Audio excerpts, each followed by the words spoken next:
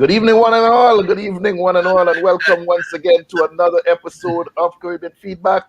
My name is Curtis Henry, Pray for me. host of Caribbean Chatt, and we're here this evening with Miss Karin Forrester from BantuKreations, Mr. Samuel Archer from Muzilog, and hopefully in the very, if I can say very, enough times, near future, we are hoping to be graced by the presence of Dr. Judith Barnes.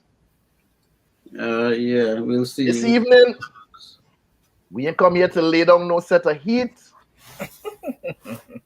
We ain't laying down no set of heat tonight. We are a little laid back. We come to relax. We come to share some information. We come to share some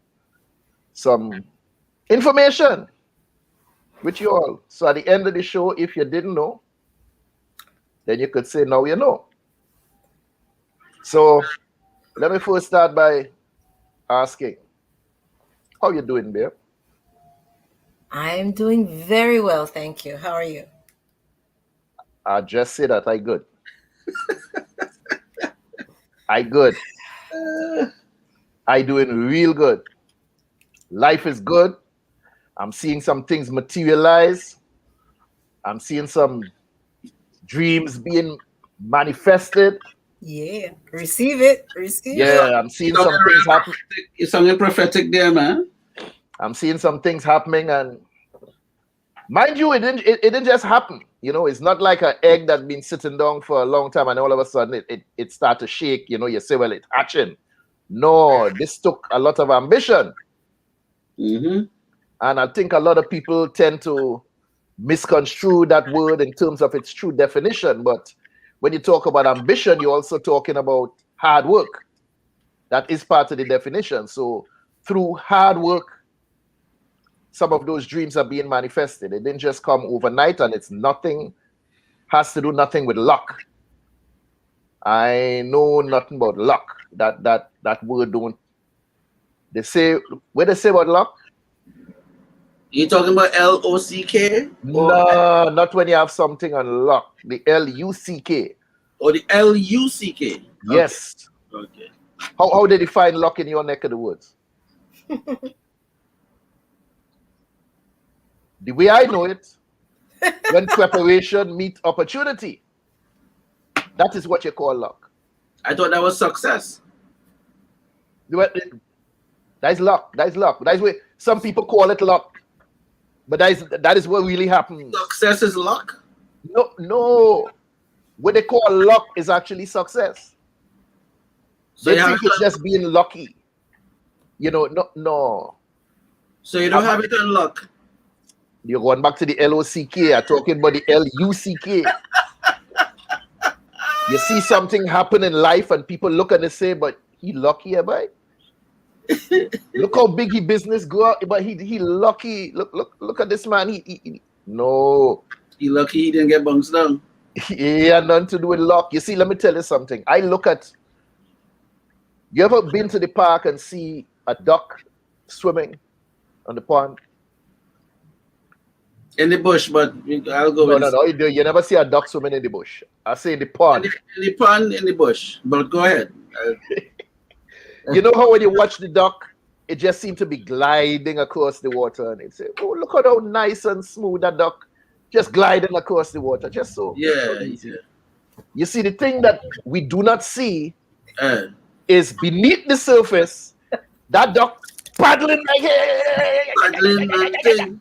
But we don't see that. Hi. Good night, Dr. Judith. Yeah. Right, hello. Greetings, welcome, darling. Sweetheart. Sugar dumpling, what you say? I'm saying greetings tonight, darling. Photos. Photos. So you see, so we're talking about some of these things tonight, and when people, what we're doing, people, tonight, when we come back from the break, we're going to be showcasing some of the stuff we've been talking about. You're going to get to see a little more of what Sam is about. You're going to get to see a little more of what Karin is about. You're going to get to see a little more of what I am about. And I'm hoping that before the night out or before the week done, I get to see a whole lot of work Judith is about. Oh, Jesus help us. You're mental, you know. You're mental. So when you see certain things being accomplished, don't say it's luck. But he got it. She got it. Look how. No, it took work. It took hard work, dedication, and a lot of ambition to accomplish certain things. So what we're going to do, we're going to take the break and come right back and jump into it. So Sam, you know what to do. We break in. Run the thing.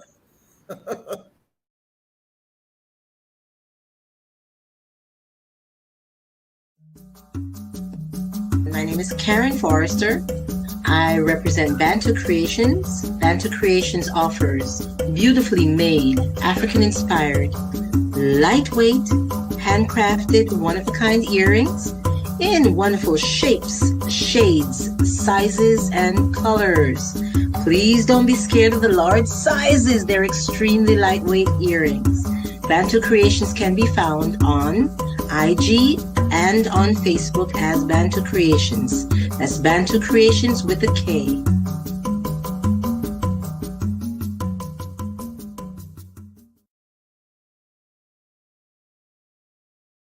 Come check me out, chriskeys.com. I'm worldwide. Tony Altamirano. Hi, I'm Gina. What's up, everybody? I'm Win Vu, award-winning remixer. Koya, I'm an artist. Hi, my name's Justina Bethel. Hi, I'm Mike Bowen from Denton, Texas. How you doing? This is Tom Cutt from Music by Tom Cutt. Check out Samuel E. Archer's book, Hybrid Executive. We are in the business, and here's how you can be a better business person because you're running your business. You can find my music at JustinaBeth_EL on Instagram or JustinaBethel.com, and I am a hybrid executive. I'm a hybrid executive. I'm a hybrid executive, just like you. Follow me at Koya Music, and I'm also a hybrid executive. I'm worldwide, baby, but just know I'm a hybrid executive. That's all you need to know, baby. Get on up, E. Check out my music, MikeBowen.com. I'm a hybrid executive. I'm a hybrid executive.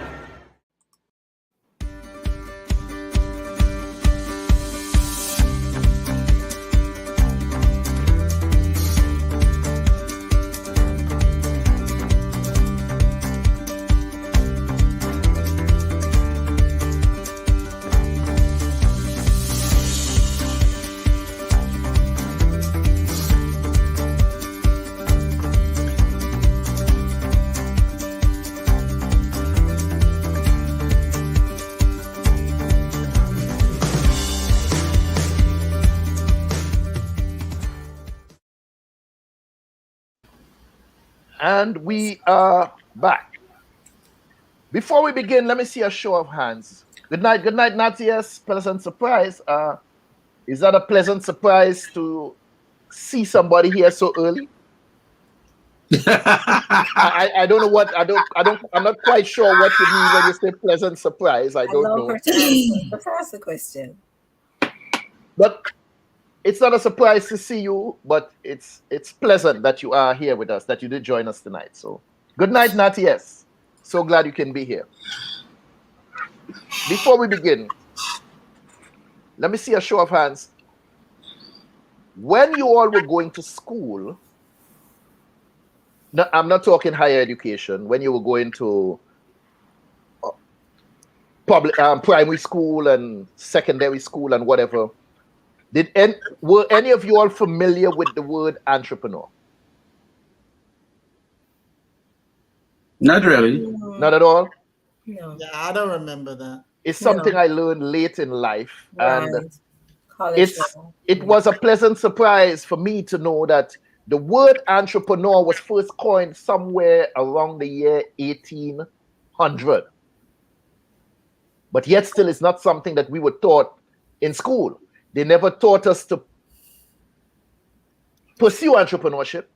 We were always taught, go to school, get your education, get a job, work hard, and save your money in the bank.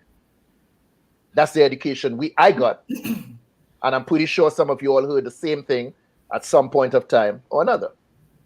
According to The Economist, a financial magazine, entrepreneurship is a special collection of skills possessed by an entrepreneur. They include a propensity to take risks over and above the normal and a desire to create wealth. Entrepreneurs are people who find ways around business difficulties.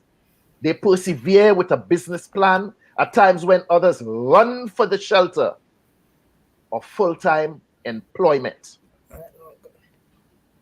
The four of us here, we are all entrepreneurs in one way, shape, or form, one way or the other. But how do we take that idea, that hustle that we have, that skill set that we somehow at times may have taken for granted? How did we manage to take that skill, those ideas to the next level? Tonight, we'd like to share some of what we do with the listening audience and the viewing audience, because we often come here and we chat about it. I do this, I do that, I do that.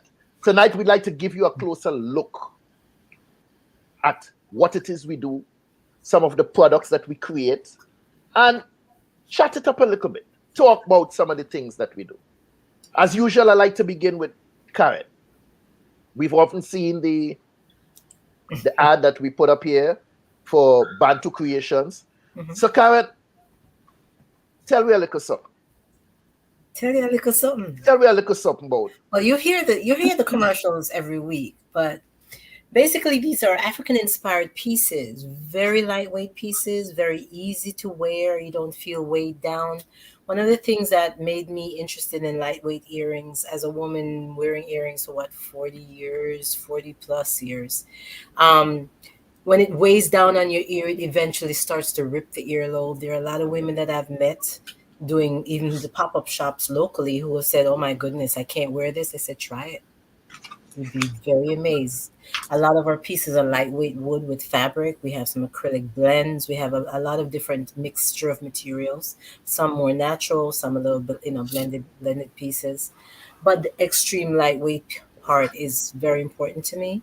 And most women have been very pleased with that aspect because they barely have a little bit of earlobe tissue to put an earring in. And they're very upset because they can't really, that's not really their style to wear, clip-ons or stuff like that. They would like to still be fashionable and, have colors and different shapes and styles and still feel vibrant. So that is where I found a little niche there, So I often see the board behind you. What's the proper term? Behind your head or by your head back? Or the head back. By your head back. The black and white piece that's sitting on the corner. What exactly is that? No, tell me to my right or my left. Yeah, that side there. The big one. The big one. Up. No. Come back to the other end. Yeah, no, the other end. All the way to the end. Black and white. Not this. Yes, that one there, so. So why you never said that? You never said anything. Cha. No, you see, it have another one. I said black and white. You might have shown me the white and black. That's why I have to take it straight. Make I tell you something. I would have tell you sitting, you see? Because you all get confused with this rice and peas. You don't get no confused. It's black and white or white and black. Heaven sakes. We say peas and rice. Them say rice. Musical instruments. So the black and white. You hold up that one. Let me see. This is all fabric. And for those ladies who really can't tolerate any weight at all, it may seem as if it would blow easily in the wind. This is all fabric, but it doesn't it's not flip-flop all over the damn place. It will stay fairly still.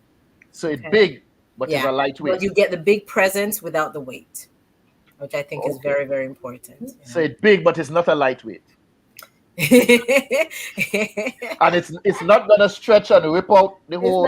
It's not gonna rip out that thing. All right, I just trying to confirm that. Just trying to understand. Make sure we're on the same page. So you often talk about the big pieces and the lightweight, and so I seen a new board tonight. You bring out the arsenal. Yeah, man. So I didn't bring out everything. I didn't bring out everything, but I wanted to show people that there are a lot of older women that I've met. When I say older, 70s, 80s and stuff, who they still want some fashionable piece, but they don't want the size. They've done all of that already. You understand? And they're more conservative. And also for preteens, teens, these are some smaller pieces that I carry. Hold it. Bring it forward. Bring it forward to the camera. Bring it forward and fire coming. Yeah, up a little bit. Very nice. Very nice. Yeah, hold but them. there are so many shades, some gorgeous shades for preteens, teens, and for the older people who don't want. Up. Let me just tell you, hold it up. To your left now. Yeah, right this one. Coordinated with this camera business. Give me a all right. Right this one. That's where you go back every time. So let me ask you something before you run away. Part of the thing we do not do enough. Mm-hmm. Tell the people them where they can find you. Make sure you keep drilling that hole. I dip on IG, see? I have over 400 pieces on IG. And as Mr. Henry, I call him Mr. Henry because I will get upset. The pieces can be ordered on BantuKreations, www.BantuKreations.com. We're on the Wix platform, and that's where you can order the pieces. But as far as viewing a wide assortment at this time, that is on IG. I'm also on Facebook and LinkedIn.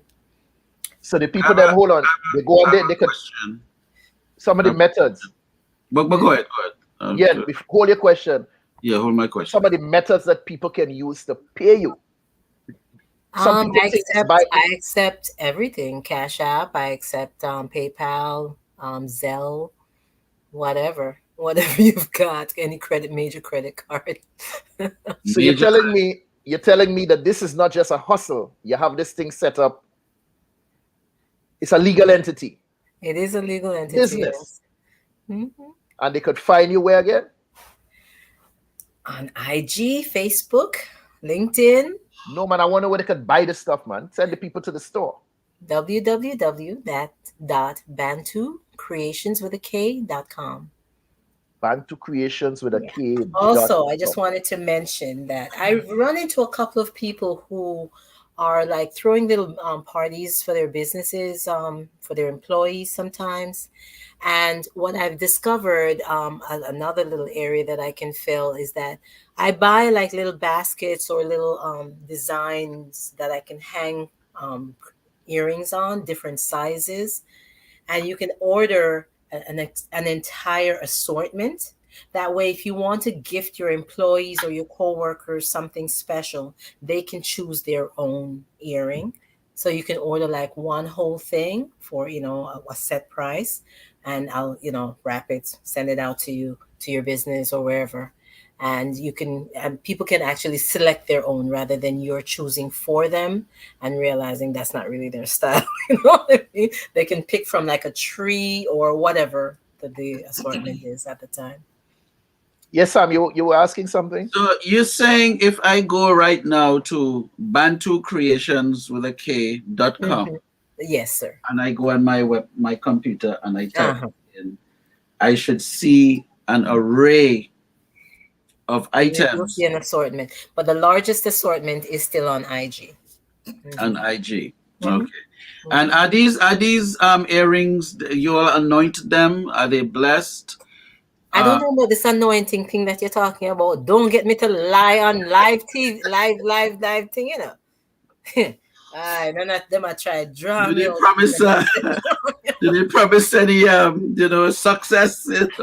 Wear this one when they go into pray, or wear this one for the job interview, wear this one when they go on a date. The success is feeling confident, feeling comfortable, not feeling weighed down by any pieces that you're wearing from Bantu. You won't feel weighed down by, and feeling confident and going out and feeling good with your outfit. Whatever outfit you have, you can find some color to coordinate. So before we run away, you did send us some items that from the BantuKreations that you'd like us to focus on. Maybe there's a story behind them. Because I could put them up and folks can have a closer view. Just to have an idea of the wide assortment of materials and colors and shapes and different sizes. And as I said 1,001 times, don't let the large sizes fool you. They're extremely lightweight pieces. And the way she just This stress is on one that, time that size does not matter. don't make the large size fool you. This is one time size doesn't really matter. It's not gonna weigh down. I have a problem with that line, and I just don't say nothing. Yeah. Men will have a problem, but that's Don't why I'm make the hearing big it size to fool women. you. Women understand. Yes, Lord. Dr. Judith, them beat me, man. Them beat me. Where This is is she? fabric All and right, lightweight wood. so let's start. Let's start, Karen. This looks very like a Zulu warrior type of a shield kind of style. Was that the intention on? It's, as I said, African inspired pieces. Not everything will be reflective of African culture, but for the most part, especially the wood. This is wood with lightweight wood with fabric, and for the most part, those pieces are reflective of cultural. So I noticed the chat is very quiet tonight. I mean, where are the ladies in the chat? The ladies would need to see and comment on these items that they see. Where are they? Is everything up? Is the Facebook? Let me just make sure that we have the Facebook one here running. Yeah, the Facebook is up and running. So where's Lucy and those folks? If you build it, they will come. Let's move on. If you build it, they will come. Don't worry about it. So let's go to the next one that we're looking at here. This is a bamboo with acrylic beads. Oh, that's pretty. I like that. Yeah. And the picture is fairly true to color. True to color. Where are we? True to life. Yeah, true to life. Yes, that's a better statement. Not behind me, but that's it's close. Pretty. It's close to me. It's close to me somewhere. I think it's over there actually. Couldn't fit everything into the display. When you want me to move to the next one, just say next. Go ahead. Oh, go ahead. Okay, go ahead. I don't like next. Next sounds so Well, we could go ahead. Go ahead. These are acrylic beads, different textures. One is very smooth. One is more like a New Year's Eve ball type vibe to it. Highly reflective on the top part. Is that middle piece there? Is that flat or circular? No, it's not. It's contoured. It has I like 2, 4, 6 different facets. I like that. Surfaces, yeah. And it's approximately 2 inches by maybe just a little over a quarter. So I know a lot of women just aren't into the big pieces anymore. I like that, and I love the color. So let me ask the ladies on the panel: would you wear a short dress with this or a long, elegant dress with this? It's not really about the dress so much. It's a lot of times. I'll try to speak for the women that I know. It's about how you're fixing that hair and how you want to present yourself that evening. If it's something very formal, maybe you'll go a little smaller. And the hair may be up if you have longer hair. It depends on how the upper portion of the body. It's not necessarily. So you basically, so from a woman's standpoint, because I'm from a man's standpoint. Obviously. Great hair, nice hairdo, lovely earrings, and she could just be naked. Oh. Do you think? It's not about the dress. No, I'm just saying, like I was saying. Short dress, long dress, but it's not about the dress. And if you have a summer dress on and it has multiple colors, but this is like a leading tone, perfect. It just makes it pop a little bit more. And you're not wearing any makeup, maybe just a little lip gloss or something like that. You don't need. I would like that with a long white. White? Okay. Would you wear a necklace as well? Because I would wear like an Yes. So right. Dr. Judith is saying that she wants this piece right here. Dr. Judith, this is a beautiful piece. Where is it? It's not by me. So before we move on, I want to hear Judith say next. I don't like the next. I've been waiting for Judith to say that next. For years. Let me hear you say next. Talk to me alone. Next. Did you hear it? No, I didn't hear that. That was a very a very subtle next. That next was very subtle, but okay. Did it have the effect it should have? No, me never hear it. We're hoping. Next. Brown wooden beads with multi-textured acrylics on as accent pieces. And the hooks are always stainless steel. If for some reason you have any sensitivity, you can let me know either with a phone call or a direct message on one of the various platforms, and I can always get it changed out. Okay? Is it true that sometimes these things turn dark because the person has maybe too much iron in there? They may have it may change with the pH of your body. Yeah. But the stainless steel should not change. Should not change. But the appearance can change. Metals can change with the pH of your body, definitely. This is a like a velvety smooth. It's a beautiful texture. The green accents, the round one on the bottom is very, very smooth, like a marbleized texture. And this is like a little ridged material. You know how I would like that? I would like that with a short black dress. How short, Dr. Judith? Talk to me. How short? Yeah, man. Seriously, and my head wrapped. Above the knees, kind of short? Yes. And my head wrapped. And those when you say above the knees now, it means that your legs have to have a certain kind of tone to it. Listen to me. Yes, I have some of the most fabulous legs in the world. You have fabulous legs. Fabulous. Okay, great. I just wanted to be sure. Tina Turner calls me about how I keep up with my legs.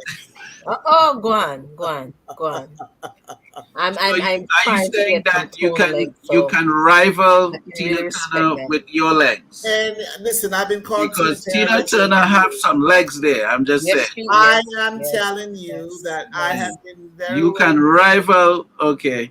I don't rival. I don't rival. I just do my thing. You understand? Next. Tina Turner. Next. All right. I was saying to you, Sam, when I sent you these pictures to eliminate this one was sold.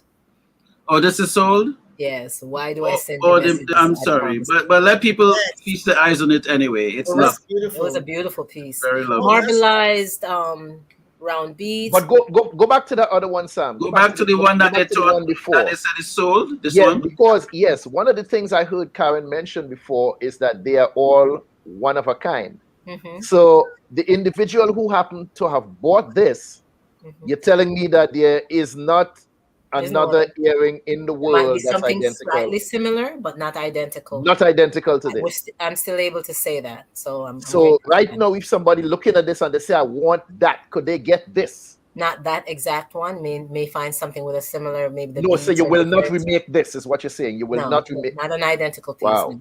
No. One of a someone say $1 million. I want this one. What will happen? No. Well, I don't have it. What am I to do? So not even $1 million. Okay. No. I don't have. What is the channel that does these types of shows?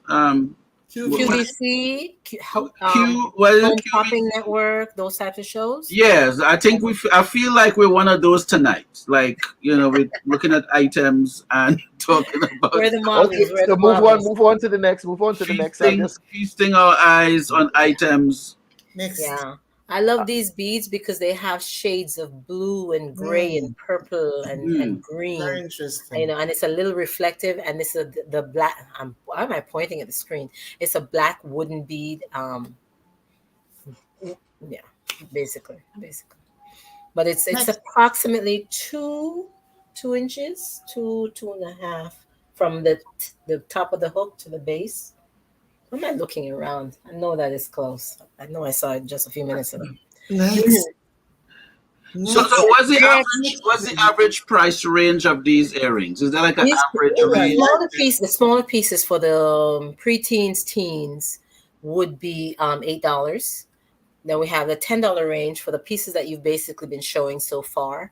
There's a $15 for like the Cowrie shell pieces, especially because of the cost of the different pieces. We have to just upgrade a little bit. And then the largest pieces would be $20. So anywhere between $8 and $20. And there's shipping as well, right? Roughly like $5 or so? $6, yeah. For the shipping. Mm-hmm. So for under roughly $30, or under $30 is a reasonable I love these. Price range. Yeah. So these look like there's a bunch of grapes on the end. Yes, orange looking grapes, but yeah. No, I'm just gonna say acrylic beads with black wooden pieces. Okay. And it would be great to hear from the chat tonight. It says we have a couple of people watching. You know, you could say good night. Not everyone is into the. Hopefully, we're putting them to. Hopefully, we're not putting them to sleep. Next.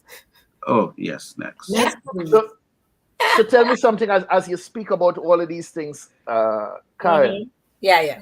We know that the earrings are one thing, and you're doing the business. But I also want to talk to you about the individual doing the business. You know, in terms of qualities. Tell us something about the qualities someone need to possess in order to thrive in the marketplace out there, because sometimes people feel, well, I could do this, and they jump into the business, and then before you know it, you talk to them in 6 months, they're doing something else because that didn't work.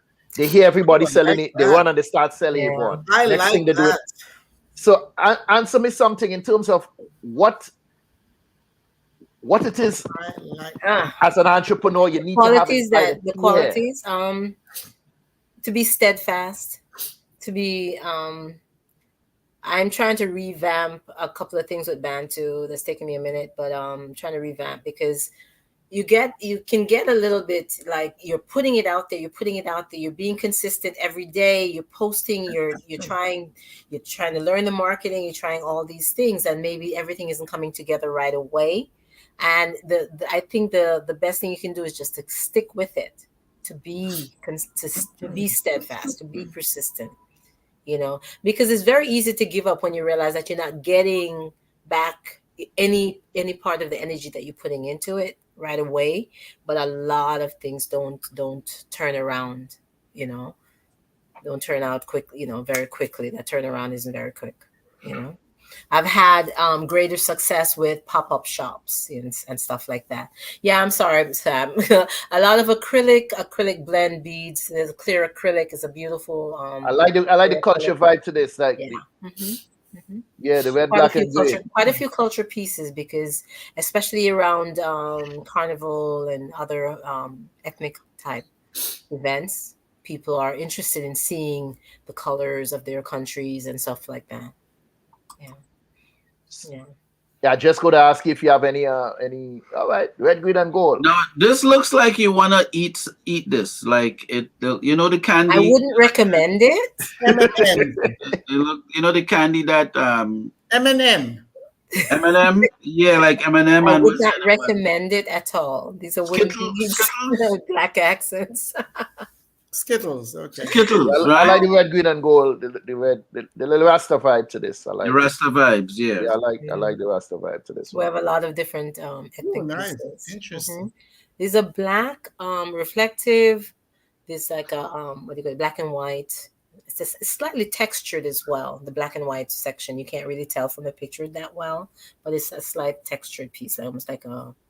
This one looks kind of dressy. It can be. As Dr. Judith was saying, with a black dress or with, something like that, will make it pop. Yeah, this looked like you had to have really good legs. It's a small to pop legs. You want this leg thing? What's up with this leg? No. Well, okay, ladies, you all spend 4 or 5 hours getting ready, and then you go out, and then if you've spent all that time, you want somebody to say something when you come out. And here's like a variation. You guys see this at all? You can't see this. Can you pop this? Where did I tell you to hold the stuff? I don't know where I am. Keep putting your hand in this. There you go, right there. So what we have to do, this is a much smaller piece to what you're looking at. We're gonna have to come out. There is quite a bit of variety. Hold on. Let's try this. All right, good. That's nice. Yeah, there's quite a bit of variety to the pieces. Oh, okay. Much smaller. This is barely, if I don't believe this is about an inch. Yeah, about an inch. Yeah. Okay. So in the picture make them look very But this is about I believe it's about 2 inches. Can't remember measuring it recently. Red wooden. Both pieces are wood. I think the bottom is also, yeah, the accents are also wood. Next, This is some lovely stuff here. a little culture vibe. We have the like a marbleized, like striated bead on the bottom. That is acrylic. You have wood, and then you have like a plastic piece on top, accent piece on top. So with like when I look at this, right? I think there's a certain oil that would go with this, right? Like people that are into scented oils, like you have, if you're into scented oils. This look like I'm picking up on a vibe. If I buy this for a young lady, I have to get like some kind of African musk scented oil to go with it and put it in the package. You understand what I'm saying? Vibe from you there, Sam. I don't know what's going on. Who? I'm picking up a vibe there. Everything is about legs and oil. Now we're done with oils. You need some privacy or something. You need some privacy. I'm not sure. So, what we're gonna do? We're gonna tag back to Karin. Yeah. So I understand that. Who is it? Is it you, Judith? Somebody in somebody in the group here paints. Yes. They're an artist of within their own right. Yeah. So Judith, talk to me about this this quest that you're on as a painter. This quest, let Judith advertise her stuff, no, man.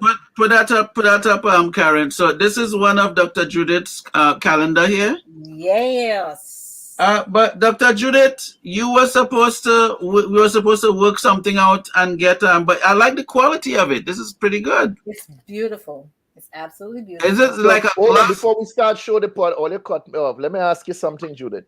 When you start off this quest, this new journey, was it some sort of revelation? Did you see someone painting? Is it something that you always wanted to do that you had inside of you that you just decided to give it a try? How did this journey begin for you? Let me put on my special voice. Go on. My artistic voice. No, it was more for revelation. Are you guys there? I don't see you. Yeah, we see you. Okay. You see us now? Okay. I had been blessed with a new home and the living area. I should actually show you a picture of the living area, but I don't have my phone with me. But anyway, the living area is not really a living room. It's like an area as you walk in. And so I like accent pieces of things. I don't like a lot of fluff and a lot of stuff, but anyway, I decided to make the motif in that area black and white for the most part. And so some different colors have crept in for accent. But anyway, the ceiling is extremely high in the living area. So I wanted to have a very large painting to accentuate the wall, the height of the ceiling and all of that stuff. And so I met this lady at a women's conference, and she paints. She lives in Louisiana, I think. And she agreed to paint Dunn's River Falls for me. She was going to do a painting of that. And I was going to put it in the living area. Anyway, she never got to it, and I never asked her what happened or why. And she was going to charge. First, she said $300. I said, no. I didn't say I wanted to, like a car payment or something. I said, no. We can do something else. So she said $150. I said, okay, fine. She never got to it. And one Saturday evening, this is in July, we moved into the house in January of 2019. I was standing at the kitchen sink right over here, washing dishes. And I'm telling you, I heard in this ear, not both, not surround sound, right here. And all I heard was, you can paint your own paintings. So I went, this is the way I talked to the Lord. I said, come on, I can barely paint my fingernails. I said, no, I can't paint paintings. Anyway, one of the things that I'm working on in my life is being obedient to the Holy Spirit. And so shortly after, finished what I was doing, cleaned up, got dressed, and went to a local, I don't know if they have Michael's Art Shop in Florida, but they have them here. Okay. Went there, saw the manager, and my assignment is to tell everybody the way I got to this place, what I'm explaining. So I had to tell her that I've never painted before. I needed to know about paints. I need to know about canvases. And that's when I discovered that they have black canvases. Some people paint their canvases black, but they actually have black canvases, which I didn't know before. Anyway, she told me about brushes, acrylics. Acrylics dry easier and quicker than oil paints. So all of that I found out. Bought some of the biggest canvases. I didn't know what I was going to do with them. Took it home, did some scribble on it. Karin was like, my son was like, Mom. I said, listen, did I say I could paint? I don't know what I'm doing. Finally, I went on YouTube and I started seeing, there are people who teach you how to paint, and there are people who they put their own paintings on there. And I had the gall to start saying, all right, let's see. And so I started painting. And it has been an extraordinary journey. And I have sold, at this point, maybe about $600 to close to $1,000 in paintings. Big up on that. So as we put up the first painting there, Sam, put up something. Let me ask you something, Judith. Do you sketch out your paintings, or before, like, let's say you want to do a tree, do you sketch out the tree before you start painting, or do you let your brush do all the talking? I let the brush do the talking. This painting, I actually did sketch it, which is unusual. And then I decided I wanted it to be a watercolor. It is acrylic paint, but I decided I wanted to make it have the effect of a watercolor. So what I did is that after I had finished, I wasn't really pleased with what I'd done. So what I did is I just applied water in a brush, and I just started to give it this watercolor effect, which I like. And a lot of people, some of my paintings are on Facebook. And so a lot of people there wrote approving of it. And I've also sold some paintings through contacts on Facebook, just the Facebook page that I have. So this is one of the few ones you've actually sketched it out and then you went with water. Yeah. Do you have a preference? Do you have a preference in terms of what you like to paint with? Actually, my preference, my desire is trees. I love trees. Now, what about paint? What about paint? Do you have a preference for paint? What type of paint do you prefer? The acrylic, which is what I use. I love the way the colors, when a finished acrylic painting is just like the colors. It pops out at you. What? Yeah. But what I like about this is that making it watercolor, it mutes some of the colors, and yet some of them still pop out at you. And I like the contrast. But what I realized after just recently, and that's why I love this painting. I love this painting. A lady asked me recently about if I do like African paintings that look like Africa, and I think this one looks like Africa. What I like with this is that it's the dark, it's the brown and the green, and the different levels. Like you go from here, and like I can imagine walking around here because I don't want to walk on this stuff. I walk around and I go and I continue going up. That's what I like about this. So the brown areas, is that water or is that dirt? That's land. That's land? Mm-hmm. Okay. Yes. Yeah. You have a special name for this one? No, I don't give them names because you don't give them names? No, because I think the reason why I don't is because I figure the person who buys them should have the right to name it. And no, I don't give them names. So when the person buys it, do you tell them you need to name the painting? No, they can decide if they want to. Let me tell you one thing about starting to paint at 65 years old and never had an inkling about painting. What has happened to me is that, in a sense, I don't take ownership for it. When I first started, and people were telling me good things about what I was doing, I said, listen, let me tell you the good thing about this. Any one of them you don't like, talk to God about it. Him is the one tell me must paint. I don't know nothing about it. Now this painting, and it's not giving you the full view, but it's a pathway. And a lady in Deerfield Beach bought it the other day. She bought it from me. I sent it to her in the mail. And I love this. I love the colors.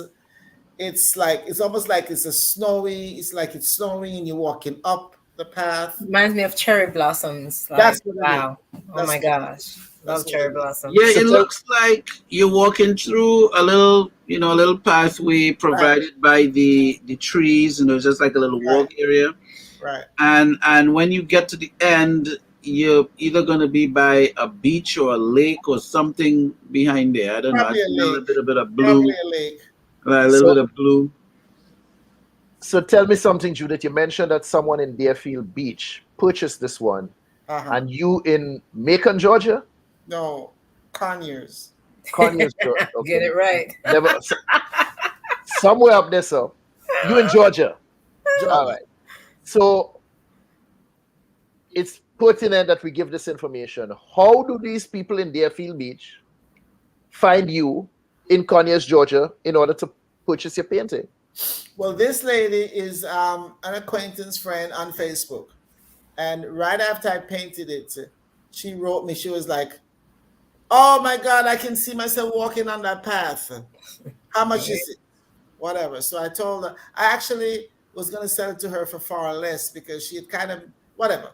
So tell me something. Tell me what I'm trying to figure out now. So you're on Facebook. So for the people who don't know you, how will they find you on Facebook to see your work? Go and look for Judith Barnes, Judith Elaine Barnes, Judith Elizabeth Barnes. Judith Elizabeth Barnes. Yes. And it actually has a part of Facebook where it has a lot of my the first set of paintings that I did, not the recent ones. And is there contact information for you on there? Yes, there is. I love this painting. Yes, there is. There's contact information on Facebook. Contact information on Facebook. I'm also on Etsy. Okay, so that's where your stuff is being housed, on Etsy. Yeah. Okay. You have a link for that you want to share with the people? I don't have the link. I don't have the information right off the bat. But so what are you doing on the show? Like I was saying to you before, Mr. Henry, if they go on and type in my name, my blouse and skirt name, they will come up. Don't start. Go ahead. I'm seeing blouse and skirt.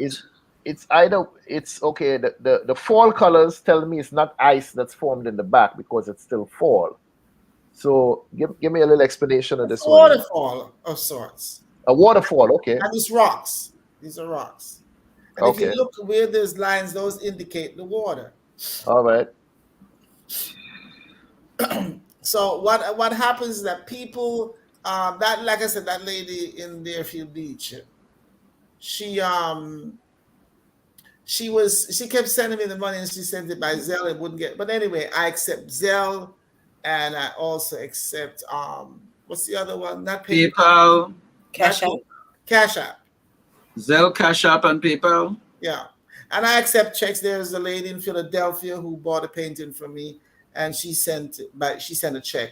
I sent the painting to her. There's one called Stripe, or is it Strip? I'm not familiar with it, but I never heard of it. Yeah, there's one called either Strip or Stripe. I don't know why they would call it Strip, but it's probably Stripe. There's another payment method that you can go. So we have two more paintings here. So let me ask you something now. I'm looking at the one on the left with the bouquet of flowers. Do you have a habit, or is it a practice of yours to look at an object, let's say a bouquet of flowers, and draw that, or do you all bring it from your mind's eye? I have done that, but a lot of it, because that I was starting to say that before. I was born color coordinated. I love colors, and I'm able to put colors together in clothing. I mean, I actually have people who ask me to go shopping with them for how to decorate the house as well as to dress. So colors, I mean, I can actually go into a store, see a dress that I like, and see it on myself. If I can't see it on myself, I won't buy it. But I have the ability, like a photographic mind or memory, whatever, that I can actually see the dress that I have in the store and see it and say, no, that won't work. or that will. So I don't try on dresses. I don't try on things in stores because once I see them, I know whether they'll fit me or not. But so a lot of what I do now that I've been doing it for a while, I do it just from what do you call it? Imagination. The love of color. I love colors. So especially this tree, if you see this thing in person, you would think it was a real tree. I mean, it's the colors are vibrant and it's awesome. It is undoubtedly one of the most awesome things that I've ever been able to do and this one I love. The black and the white, and there are bits of brown on the stems. Some of them are brown and white that actually accentuate the whole black and white thing. But a lot of this is my imagination. Don't say anything, Curtis. No, what I was going to say is I'm going to be at a festival. Luckily, I don't draw. Luckily, I don't paint for my imagination because no, praise God.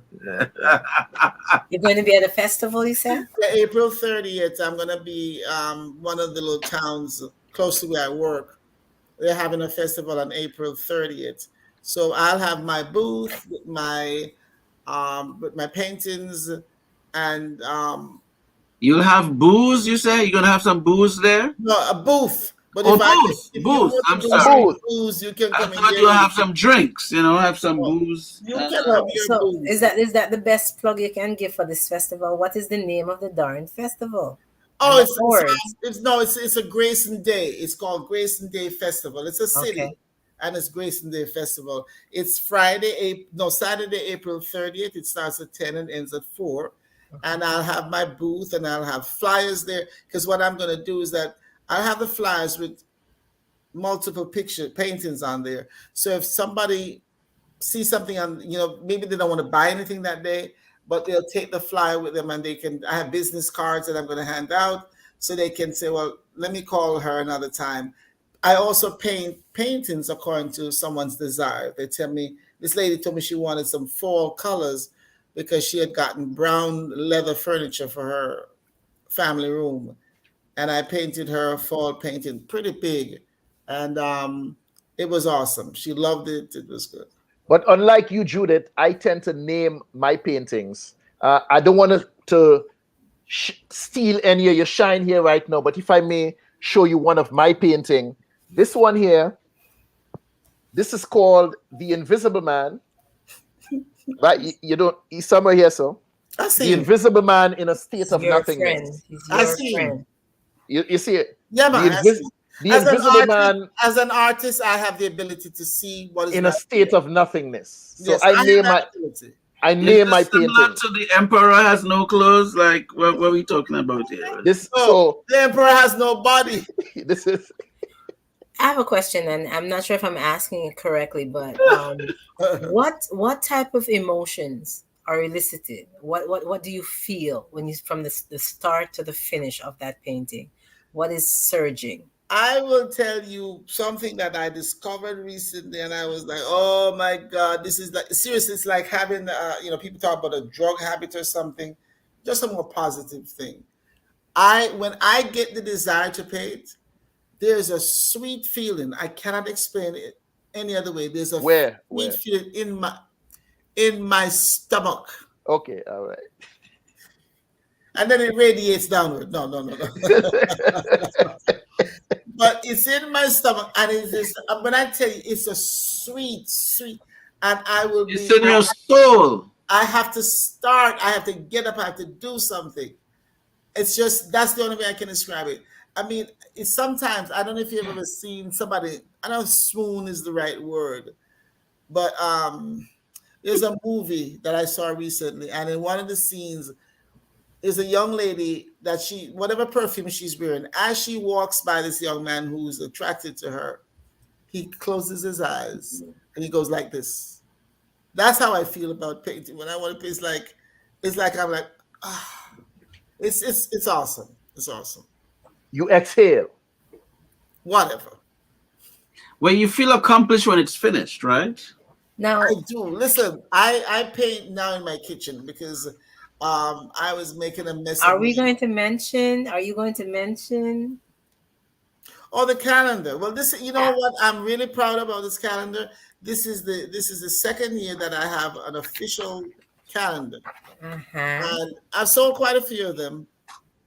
I sold quite a few of them. I'm so bad with this camera. So Yeah, bad. I'm seeing. I love this side. Yeah, Because I love the darker colors. that's the end. And So from a business standpoint, is doing calendars like a good investment for people like It is because of the point of being a keepsake.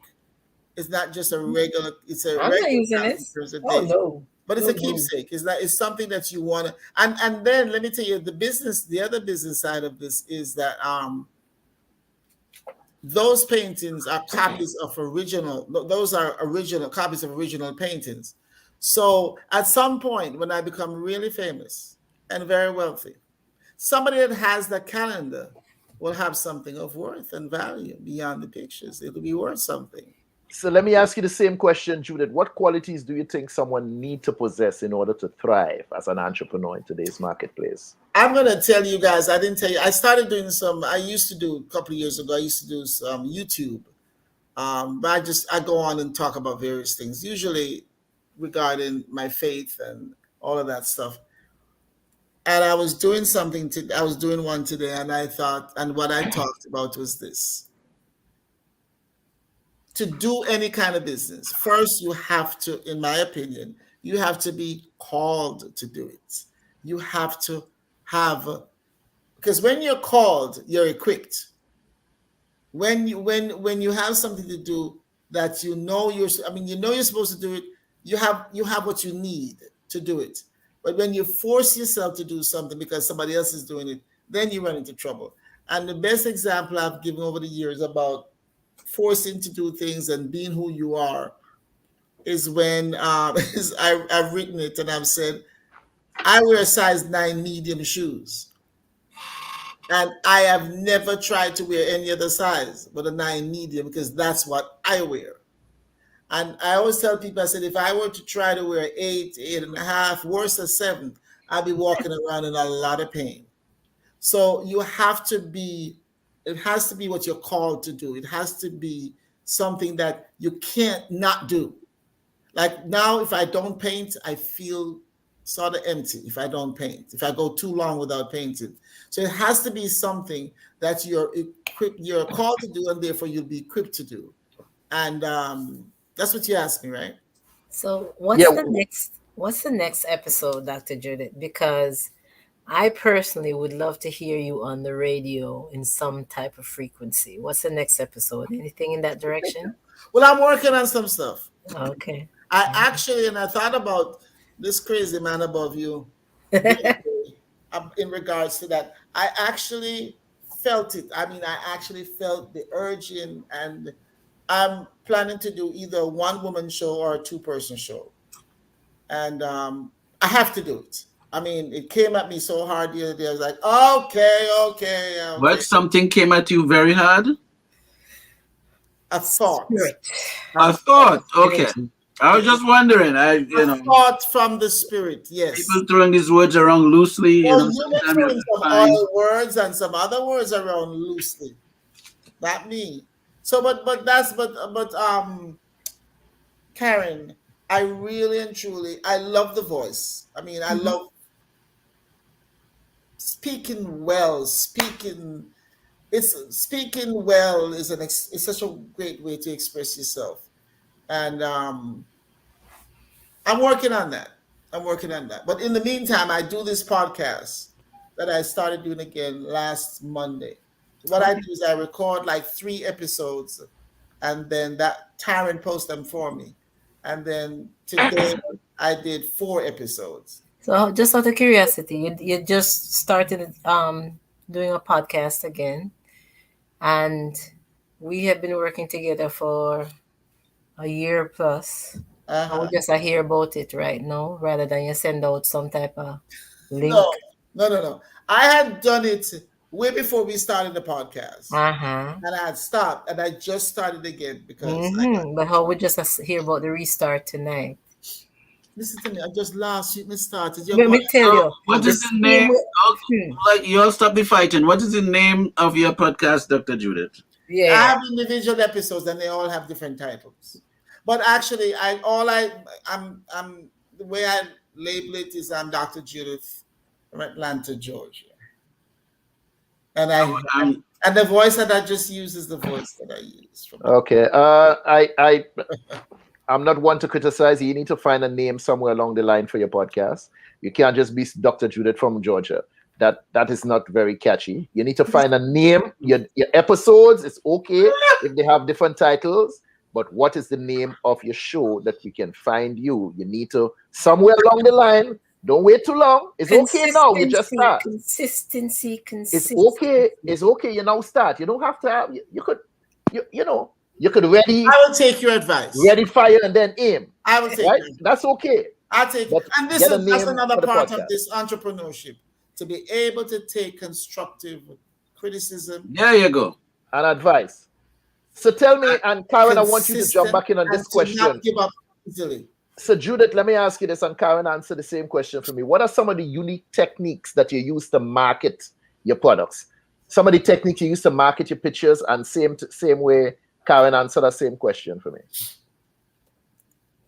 Well, it's a work in progress for me with the marketing, brother. Yeah.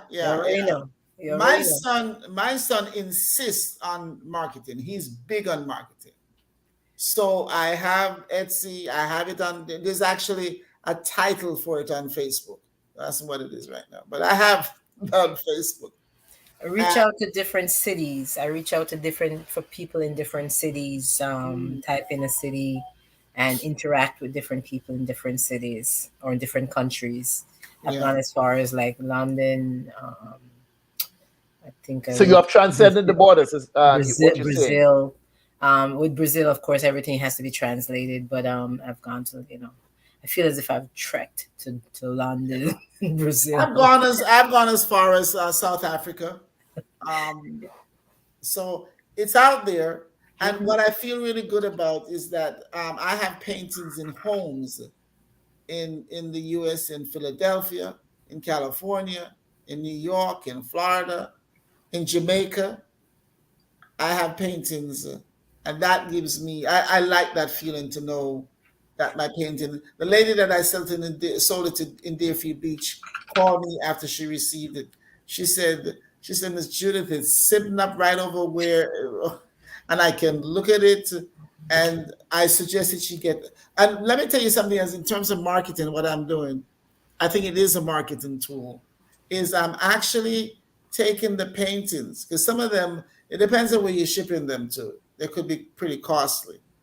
But what I'm doing now is I'm taking paintings and making a copy of them, photographing at Office Depot, and then sending the copy. You know those tubings that people send to protect the artwork. That's the shipping method. Okay. Right. So I'm sending it to people, and I charge them less because I'm not sending the frame. I'm not sending the canvas. And then Jeff and Pansy, God's willing, they'll be married 50 years in August. So what I'm going to do is I'm going to paint the painting, make a copy, send the picture in the tubing to Jeffrey, his son, their son. And then I'm going to order a frame, or he will pick up a frame. I'm going to pay for it because it's a gift. I'm going to pay for the frame. So all he has to do is insert the picture into the frame. He suggested 24 karat. I said, I think you're dreaming. But anyway, so that's another way that I'm learning. And also, I have greeting cards that I have duplicated. My paintings, they're in greeting card form. Did I send you some? Karin, did I send you some greeting cards? You sent me a card. Personally. Okay, that's one of my greeting cards. Okay, so Karin, by the time you get here, not Karin, sorry, Judith, by the time you get back to us, even before, I would like to hear a couple of the names that you're throwing around, and hopefully by the time we get together again, you have selected a name for that podcast. Because one of the things that's important to do, and this is why I want to bring in Sam. Sam, I want you to tell us tell us some about the importance of branding your work in today's marketplace. Branding oneself. Let me give myself a plug here. Think about that question. My personal brand is Excel. My parent company, Excel Media Enterprise. And the few companies that I own, they all fall under the Excel brand. I take my example from Richard Branson. Actually, I would recommend that you all read his book called Losing My Virginity. His Virgin brand now owns more than 400 companies. Does he own Virgin Airlines? Yes. He started off with Virgin Records, went on to Virgin Airlines, then Virgin Mobile, and now this logo here, this company here, Virgin rather, is now listed on over 400 companies. This is his brand, Virgin, and you will see that mark on a lot of his companies. So Sam, tell us the importance of branding oneself in today's market and the importance of branding your company.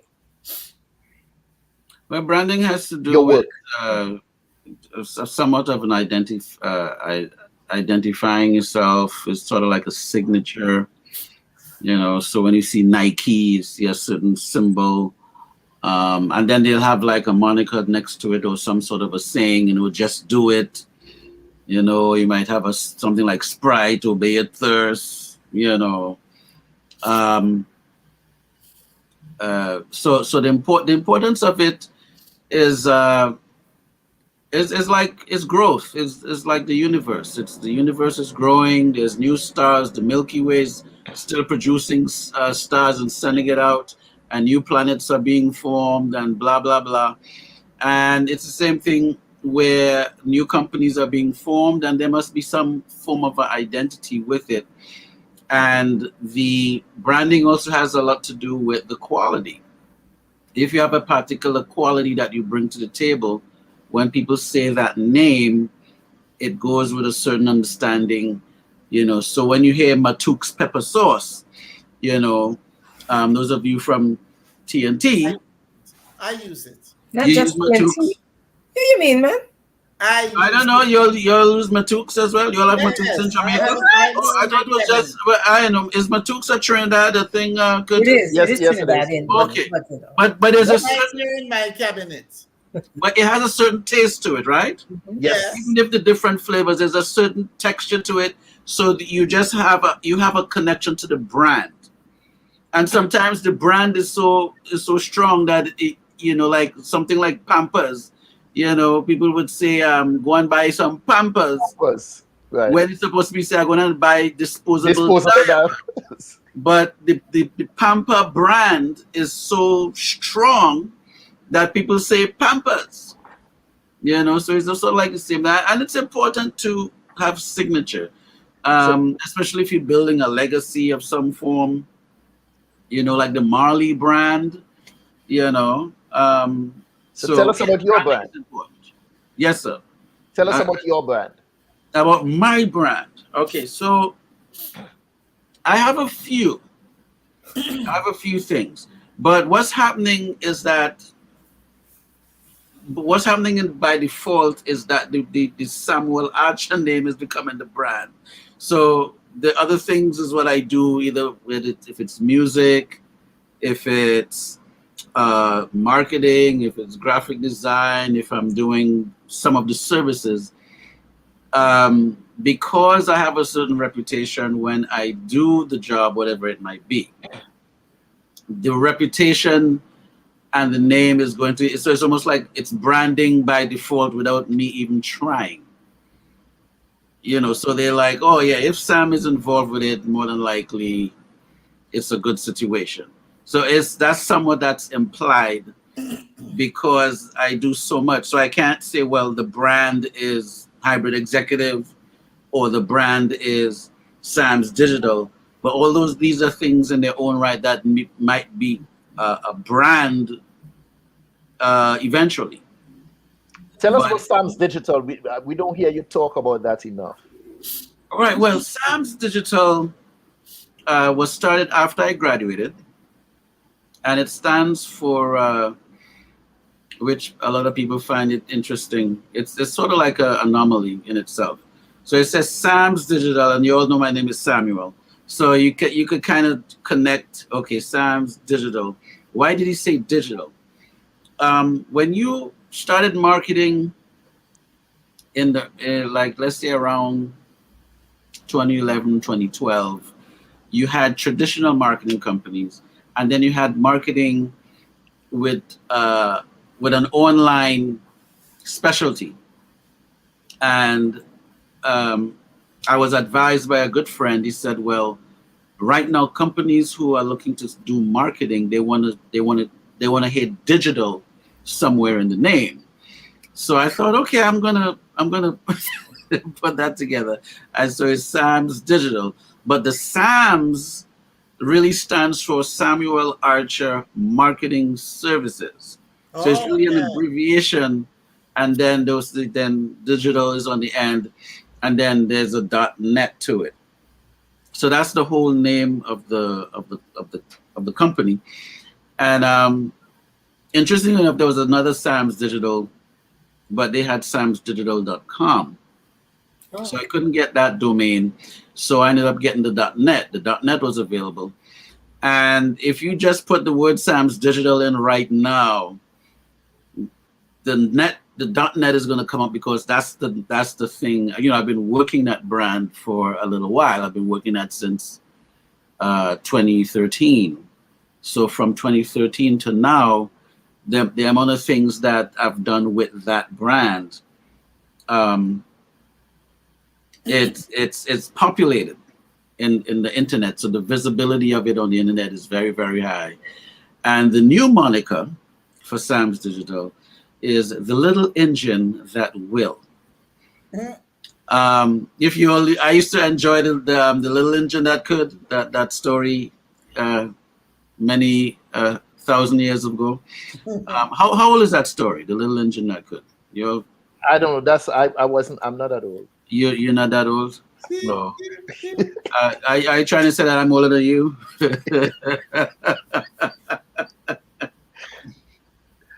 Yeah. So but that's the I hope I answered your question there. Well, I do have a, maybe I should run the commercial for that, right? The Sam's Digital thing. So you can see. Tell us about it. Yeah, I ran it before.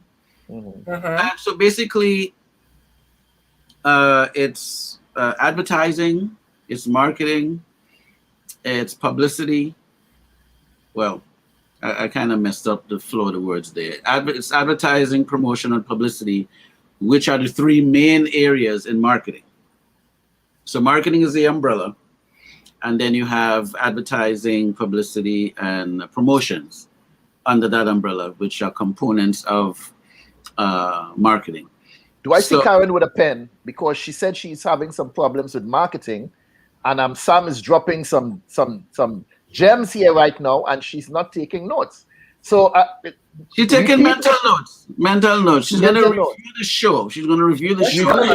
Okay. Funny. Yeah. So I watch these episodes more than you would ever dream of. So if I wanted to look back and hear exactly what he said, I know how to do You watch the episode. Thank you for your concern. Okay. All right. What a nice way them cost one another. Yeah, it's real high,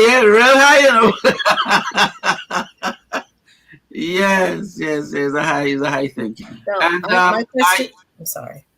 Well, just before you run, just to smooth out the definition of the company too. I also do desktop publishing, because a lot of my clients who needs marketing things, they always, I need this, and they have extra things that they need. So I do my best where Sam's Digital can be like a one-stop shop. If they need the extra things, if they need business cards, brochures, flyers, digital posters, and formatted for different platforms. So, so the Facebook format will be different to the IG format, will be different to the Twitter format. So you have to know all the different sizes of the posters you'll create or the flyers you create that can fit properly on each format. So all of that is what I do on my end. Question to you. You shared with us that your Facebook page was hacked. I was DMing this young lady who's a graphic artist on that. She's following my BantuKreations page on IG, and she had the same situation occur just recently and lost some 3,000 plus, followers. How do you recover, or how are you recovering? What would you suggest to someone else who's experienced that? How do you recover from? It depends on what it is they're doing per se. So, for example, when Facebook had the shutdown a couple of months ago, sorry. Months. Was that last year? They were out for like a day and a half or something. So I heard. I didn't. Right. So because of how I base my business, my website is really my virtual office, is my stationary area. The headquarters for everything. Some people, their business is stationed on a social media platform, which in some aspects it would work for them. But if it's something where they want to be able to have a certain, like a direct contact to their audience, you want to have your own website. So having my own website and having a place where people can go and find me, I didn't have to depend on a Facebook situation. So even when Facebook had shut down and IG shut down and WhatsApp shut down, I was able to plug into Twitter and still stay into the news, still get any sort of updates as to what was happening. There was LinkedIn. There was, there are other platforms. There's Pinterest. Yeah. So right. 1 second. Judith, do you have any plans on getting yourself a website? I know your stuff is on Etsy. Do you have any plans on getting yourself a website? I had one previously and I abandoned it because I got into working. So right now you do not have a website that's up and running? No. So Sam, I want you to also talk about your website services so that just in case Judith tomorrow decide that she don't come on the stand, tell us about somebody else building a website and you right here. So speak about that also. So okay. So if Dr. Judith needs to have a website, she can come to me and she'll get the sisterhood prices.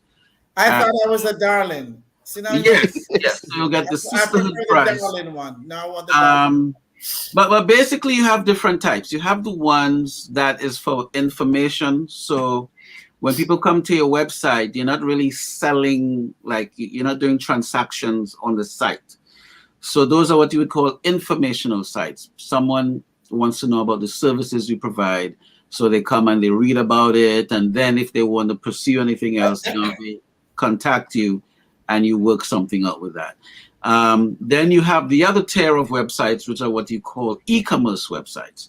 And then your e-commerce website, now you have the cart, and you can, you'll be able to select various items in the store. Yeah, that's the one with the shopping cart where you could buy stuff. Shopping cart, correct. What kind of prices do you have for those kind of services?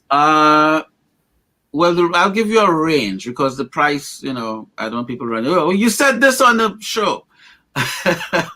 But the informational sites are around $4.99. $4.99. $499. Low sounds good. Then when you start doing e-commerce, you're looking at depending on how many items, it could be around $6.99 up to maybe $8.99 up to some e-commerce sites I've worked on, it ran about $1,500. So it all depends on how many bells and whistles the store is going to have, how in depth, is it going to be like an Amazon.com kind of thing? Or is it going to be, you have maybe 5 or 10 items, so it all depends as to how much work it would take to put everything together. So in your kitchen, Sam, in your lab, in your science lab, when you become that mad scientist and you start to create your stuff and push your stuff forward. I've been in the studio doing stuff. I have my little settings at home. And sometimes when I get to work on a particular project, sleep is something that I only dream about. I ain't sleeping. I'm wide awake dreaming about sleep. Do you as an entrepreneur have set hours for yourself? Because a lot of people are under the impression that you could become an entrepreneur and still keep this 9-to-5 schedule. You work 9 to 5. For me personally, sleep don't come easy. So I'm asking you, is this 9 to 5 thing something of the past when you become an entrepreneurship?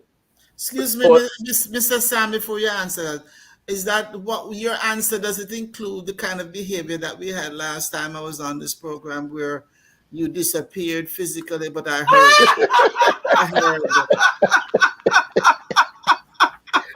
sound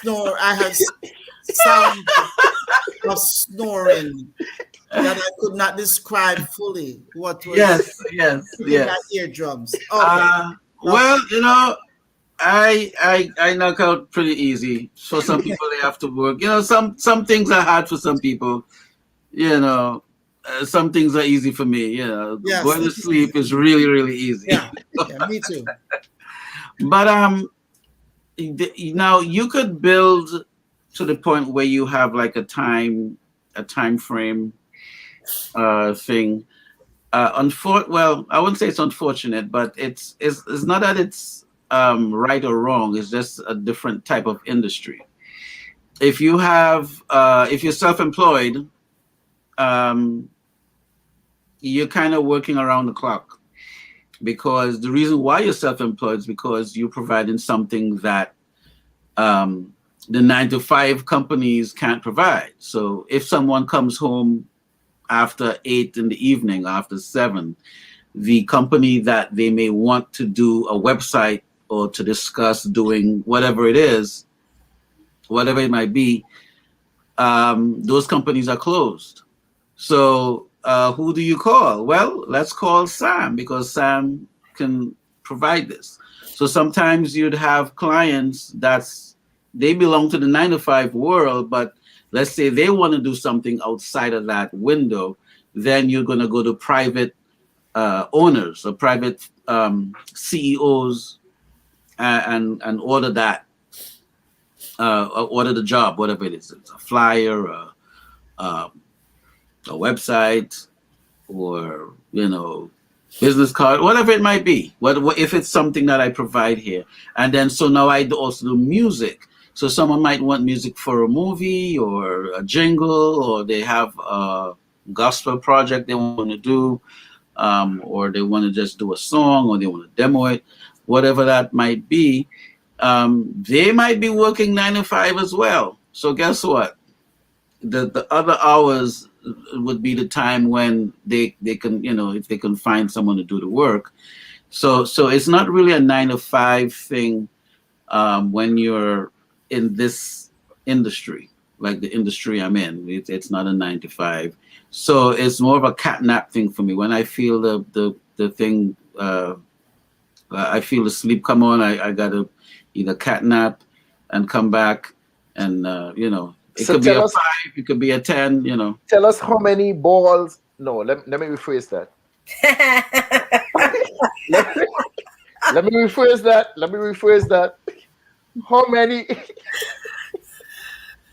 many objects, how many companies, how many entities are you juggling right now? Well, it's really like 3 per se, and they're all related. I had to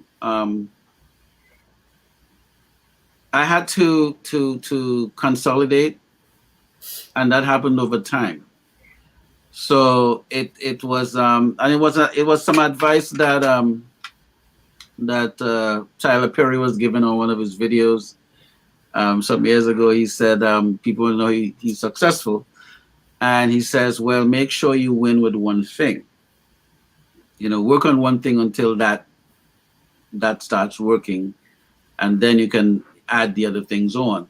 What I had to do was sort of keep things where whatever it is, it's sort of related.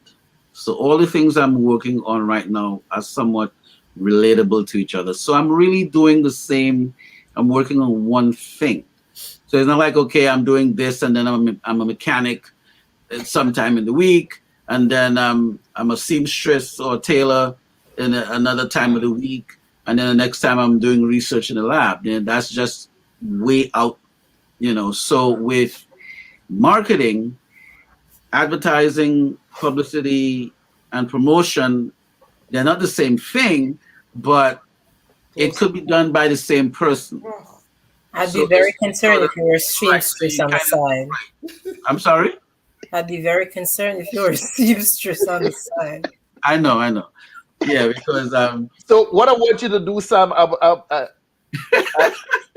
want you to go deep here. Talk to us about Muzilog. Sorry, Curtis. Sorry. Yes. I would love to hear the whole thing. I'd love to hear about you.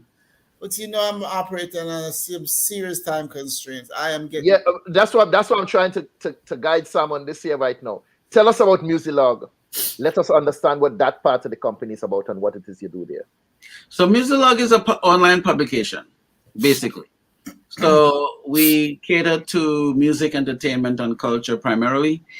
And not too long after that, we started something called Muzilog Woman. So we also cater for the different subjects or the different layers. And the women have a lot of layers, So it could be makeup, it could be inspiration, it could be some living well thing that they, so we had to specify and say, okay, Muzilog Woman, because there's just much more things that they needed to work out. So we have two companies. You have Muzilog.com. So that one we just deal with new releases, interviews, and some press releases, and that it just includes a wide array of artists from R&B to heavy metal to folk to country. It's genre. So it's not so much on you. You're actually showcasing other people, putting the spotlight on them. Yeah. Okay. And then when I need to promote something now, I have a medium now that I can put my information in. Okay, so now let's shine the spotlight on Sam. On Sam. I don't know Sam. We spoke about Sam the entrepreneur. We spoke about Sam the businessman. Let's talk about Sam the artist. What is he doing? Okay, so Sam the artist sound like somebody else you talking about. So I recently released on digital streaming platforms an album that I released last year. It was a soft release, really. Soul Music Vineyard, and I can show you guys a picture briefly here. This is what it looks like. Dr. Judith, would you like to taste some of those grapes you see on the picture there? No, I'd like to paint. You like to paint? Okay, you want to paint the grapes. You don't want to taste. I want to taste the grapes. So you want to paint it? Beautiful, yeah. Okay, so this is a project. It's a collaborative project. It's a soul and R&B record. I have various artists on there, and it is now available on Apple Music, Spotify, Tidal. So it was exclusively only available on Bandcamp from last October. So this is the most recent thing that we have out, and it's getting some good. How many tracks? 27 tracks. Wow, that's a lot. Yes, a lot of music there. It's by Quincy Jones record. I call it the Quincy Jones record because Quincy was one of those guys that would just do these big, humongous. So you get a lot of bang for your buck. Yeah. And it's a good. It was a good experience. I'll tell you, it was tough coordinating it because you're dealing with individuals up, right, down, left, center. I mean, it's crazy. But when you get to the finish line to release it, it's a beautiful thing. Sam. Yes, sir. over the past few years, we have discussed some of your ventures, lots of your ventures. Since over the past year, let's say, since we've been doing the show, we talk about your skill set. But what I'd like to do tonight, Sam, is to put you on the spot. He wants to put me on the spot. I want you, Mr. Samuel Archer, to bless us with a sample. Just a taste of one of your recordings so the people them can know that you are indeed a bona fide artist, not just the businessman that's been talking here tonight. Not only you talk the talk, but in fact that you walk the walk. You're trying to kill me, you know. You're trying to what I want you to do, Sam, run. I want you to run a piece of track, and I want you to sing one verse. Let me hear that you do have a little something going on, a little range. Okay. Let me hear something. Any genre. Oh wow, we had a next comment here. Wow, what the first comment was 9:36. This one. We gotta go to that. Let me don't kill it. Who was that? Carol. Carol said it's an awesome project. Loved every song. Congratulations. Thank you, my dear. Thank you. Somebody familiar with the project. Yeah, and we need more people who are familiar to So run something. So you wanna hear me run something? Yeah. Sing something soft. Sing something. Something soft. Quality. Let the man do what you want to do now. You want some soft, Karin wants some hard. I don't know if it's going to be soft or hard or in between. R&B. And something R&B. Yes. Quality. Just listen. They've started to throw requests. I ask you for some now. They want to do requests. Yeah. And all kind of thing. Do your thing, man. So I will do the acapella. I'll do the acapella because It might look so big. Yeah, none of the old stuff. That's not I'll have to promise the audience I will do a selection thing in the future. We spoke about it, but the timing it was all right. So run something. It was one of those things. The time I spend with you, I want it to be quality. Yeah. 'Cause I don't have tomorrow. Oh, wait, y'all know the rest of the words? Listen to me. No, y'all don't know it. What you, Karin, you just messed up the thing, man. No, me mess it up. Crowd participation. No, you see, what you want to do, you want to start take selection. I wanted you to pull something from yesteryear. I didn't take a selection. That they ain't familiar with. The selection was a good suggestion because people knew that one, okay. So Curtis Brian Henry. Chill, man. Spotlight on you now, brethren. I'm telling you. I'm going to do a song on you in a minute. I'm going to start. Tell us about your exploits in the recent past. Come on, bring it on. I gotta go. What you want to hear? To say what in the second time, let me jump on. What you up to? Yeah. Let's see how you going. Okay, leave the best. The objective was that we are doing our pop-up tonight, so yeah. But go ahead, sir. Go ahead. One of the ventures that I've let me first talk about the present. Right now, people, coming to you at the ending of this month, April 30th, I will be dropping my first publication, my first book that I'll be publishing. It's a children's book entitled Tiny Little Spider. Now, yes, there we have a copy there. Now, what's interesting about this book is that white woman holding it. Now she not white. She fair.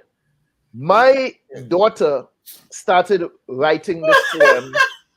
My daughter started writing this poem when she was in first grade, at the age of 6.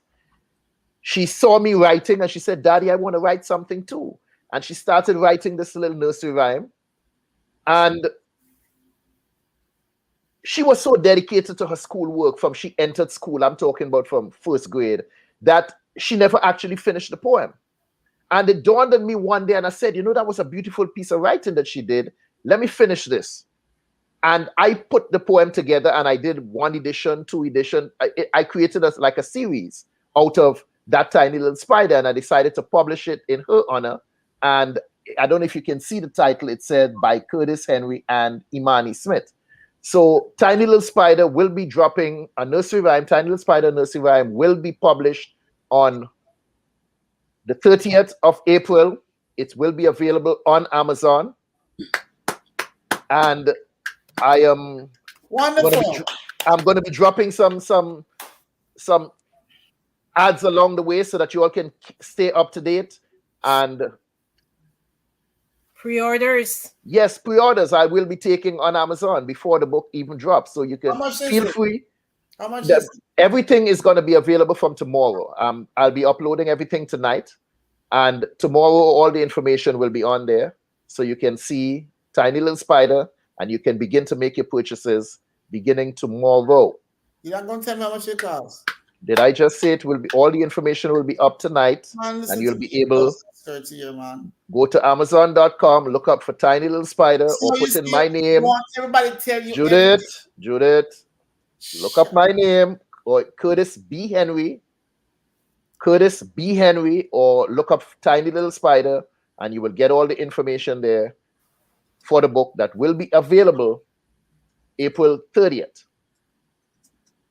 Okay.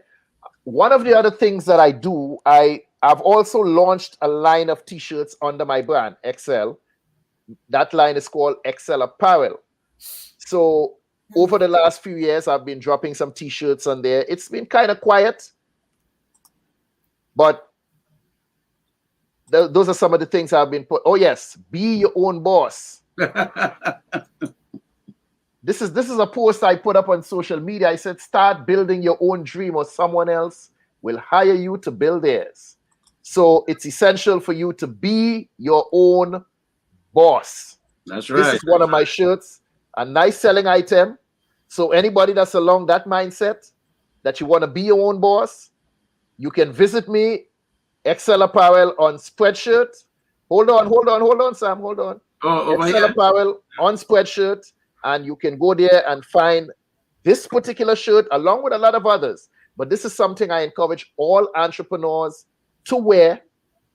Be your own boss. Spread that message, and let the ones who just slightly thinking about it, let them understand that this is something it's quite possible for them to do, to become your own boss.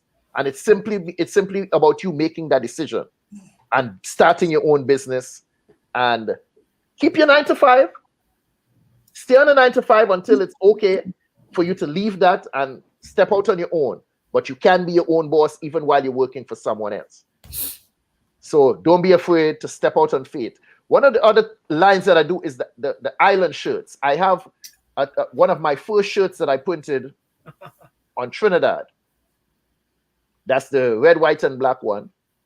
This one here, this shirt was inspired by a poem that I wrote. And a line in that poem says, "The land of Steelman and Calypso, beautiful woman, soca, and limbo." A poem that was twisted out to me by that young lady there, sir. Yeah, you see? She know who I'm talking about. Asked me some years ago to write a poem on Trinidad. And I never write no poem. But she tell me, I need a poem on Trinidad. I need to put it in a book. Write the poem on Trinidad. So I decided I'm going to write a poem on Trinidad. And that, excuse me, the book right here. Give me a second. Give me a second, people. I'm going to keep talking. The book right here. Oh, my goodness. I can't find it. I put on the book somewhere there because I wanted to get my hands on it. Yeah, man. And that particular book. Somebody move it? I don't know. He move it himself. No, I was looking in the wrong place. This look familiar? No.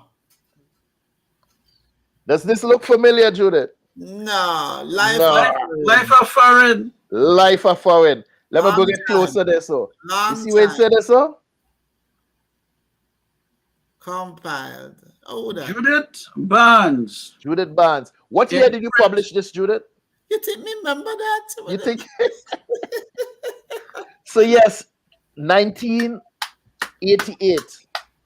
Congratulations, man. Congratulations. 1988. Judith put this out, and she asked me to write a poem for this particular book. And she said she needed one on Trinidad, and I wrote that poem. And I took a couple of the words from that poem and I put it on that shirt, that Trinidad shirt, the land of Steelman and Calypso, beautiful woman, soca and limbo. And I put the coat of arms on it, sweet Trinidad and Tobago at the bottom. And this shirt actually did very well. I sold most of these, not even online.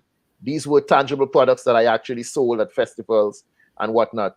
So that day, you have to big up Trinidad anywhere you go. Best looking flag in the world. See it here. So the person who wearing this T-shirt, are they somewhere in the room tonight? I don't know. Well, I don't see no upper anything. So yeah, this is the one you sent me. This is the one you sent me. Because what I did, I asked some of the people who were wearing the shirts to take pictures and send them back for me so that I can post them. Sam, that's coming to think, yeah, that's Sam when he had the muscles and things. That's when you see the muscles and the arm. The Superman style now. Superman. The Superman vibes. Who's that? Yeah, so this is another one. We run things. Now I know Jamaicans think that they own that saying. Yeah, we run things. Things around me. That depends on where. I know some of you all run around things. See? But if you have that mindset and you think that you belong in that class, that you run things, this is a nice shirt for you to wear with the XL logo at the bottom, the ice green and gold lion with the crown.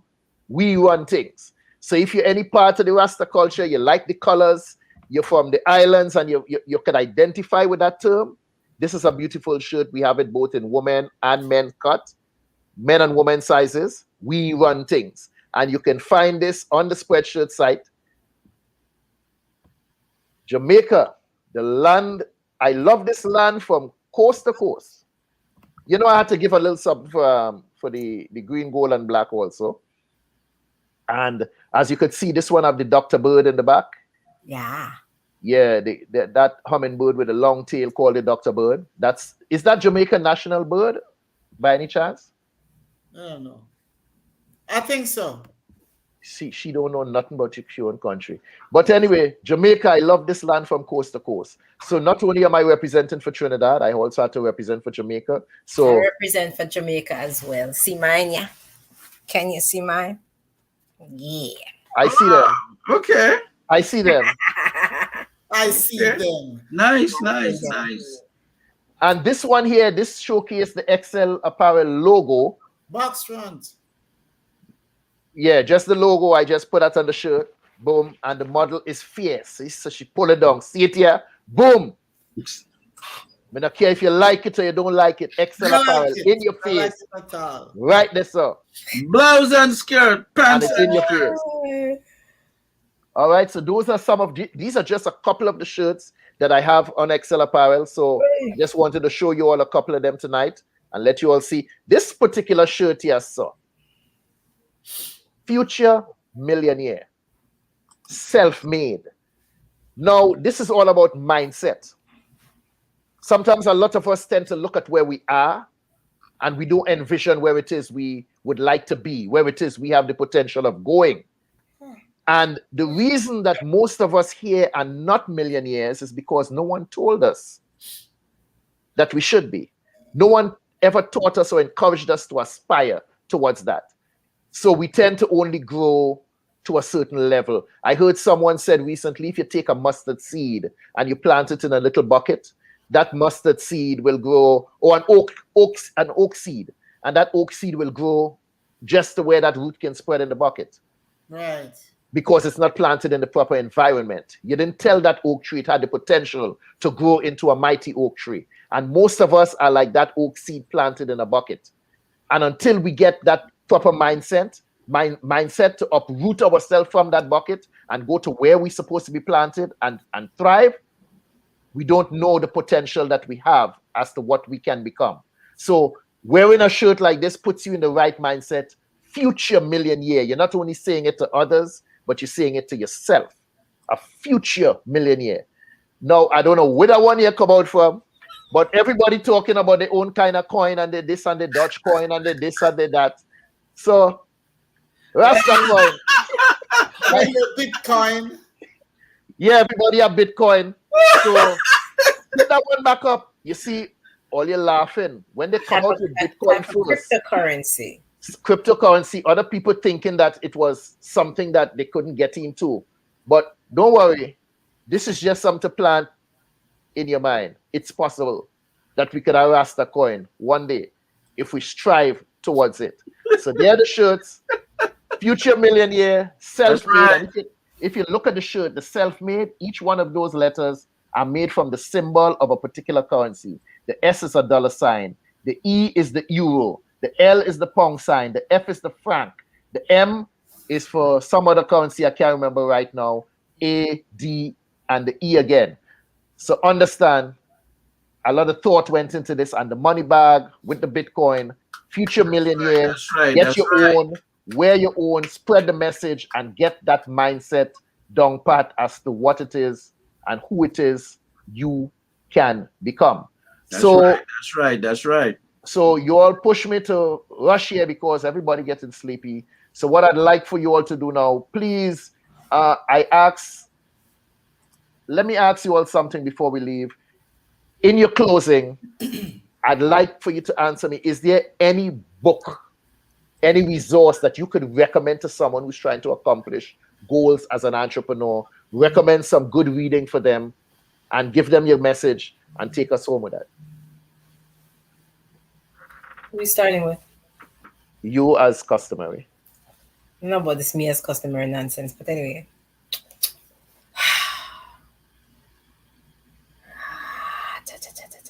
The Richest Man in Babylon by George Clason. Back to the basics.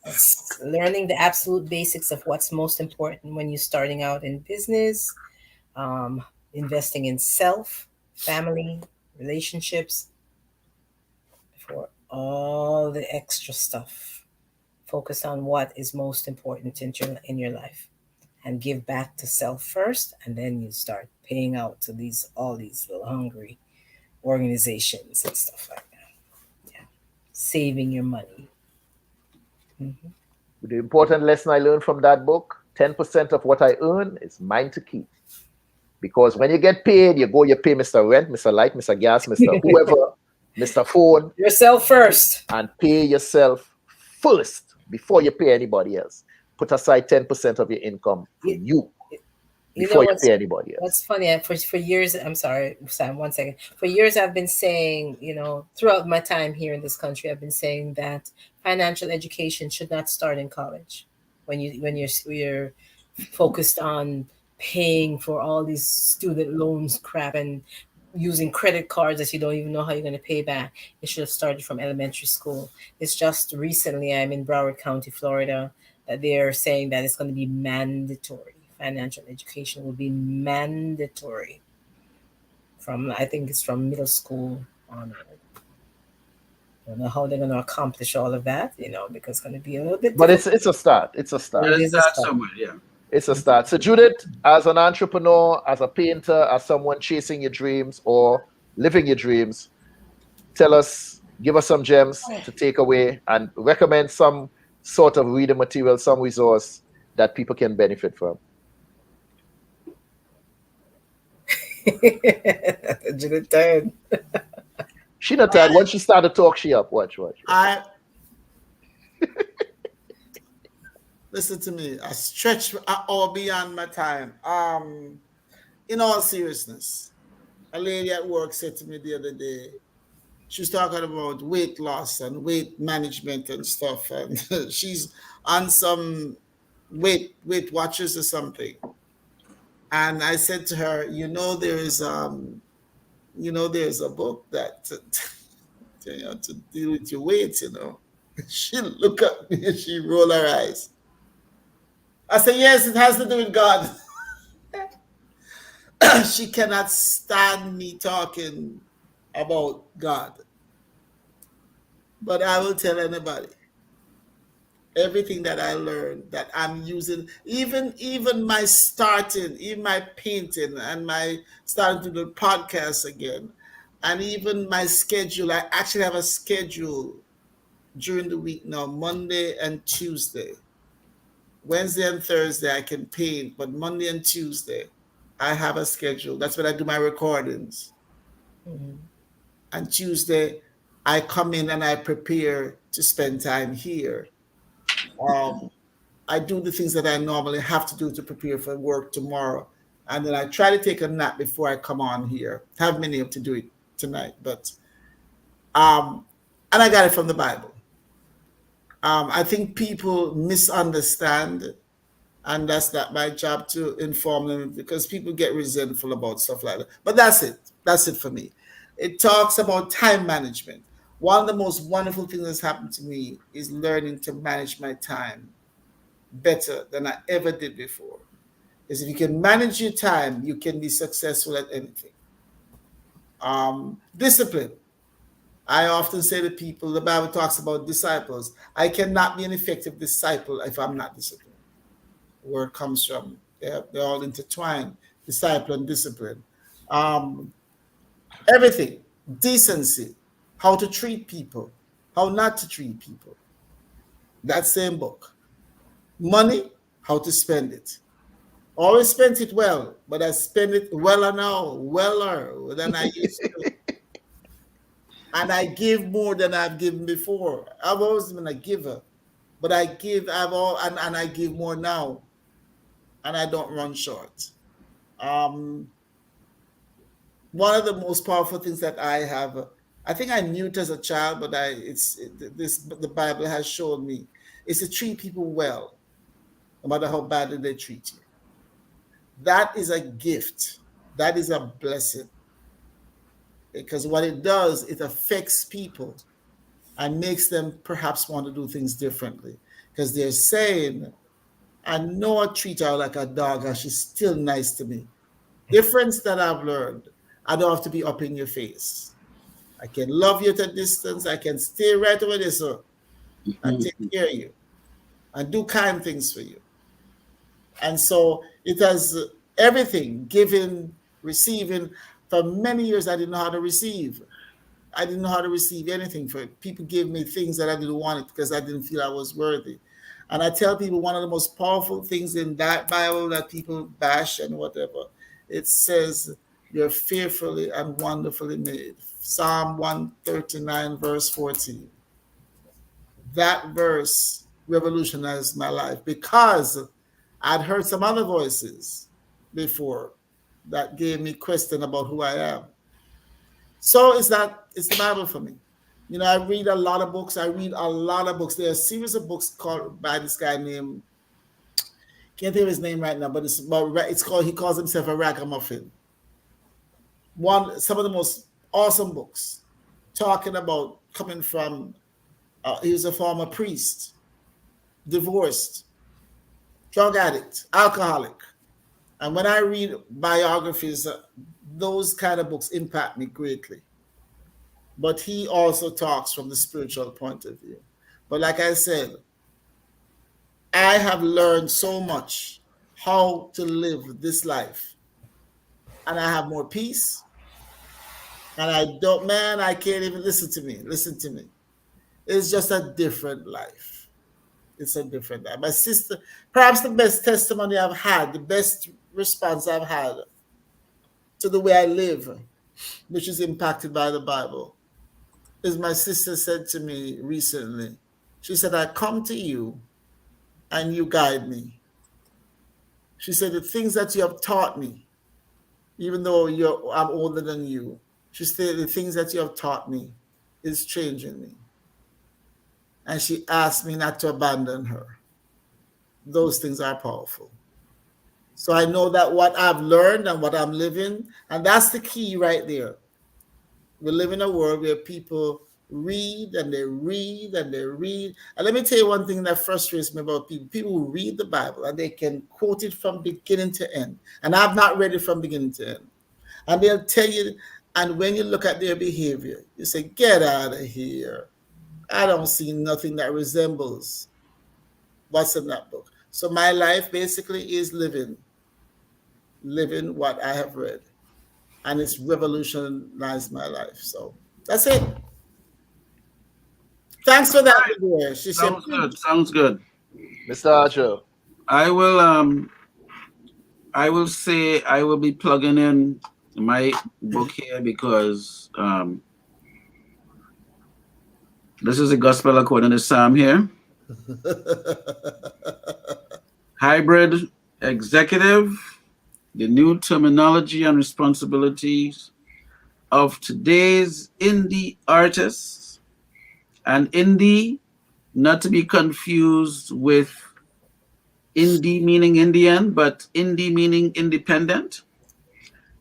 And it's written by Samuel E. Archer. Don't ask me what the E stands for. Thank you. It's just a letter in the middle of the name there. E. Ever ready? Ever ready? And I have the physical copies here. You see, pages. See that? Pages. You could fan. If the place hot, you fan with it. It's good information. One of the great things I've gathered from folks who read it, not everyone who read it was in the music business. There were people from other industries, and they felt that the information was beneficial to them, and it's been getting some really good. I've been getting some good feedback from it. So this would be a very good addition to your library. And, you could read it side by side with the Bible as well. But, you could read it by itself too. It's a good, it can be supplementive or it could be stand-alone. Supplementive? Yes. Or stand-alone. Yeah. That's the best one. Yeah, I know it late. No, I know it very late. There's originality we're talking.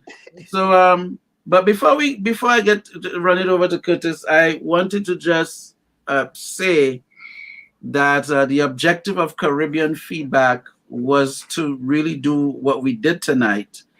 It grew into something lovely and beautiful, and it's really great that we can detour back to the purpose of us being entrepreneurs and business owners, and we can share with our audience the things that we do. So we're not only experts on other subjects, but we're also experts in the businesses that we run.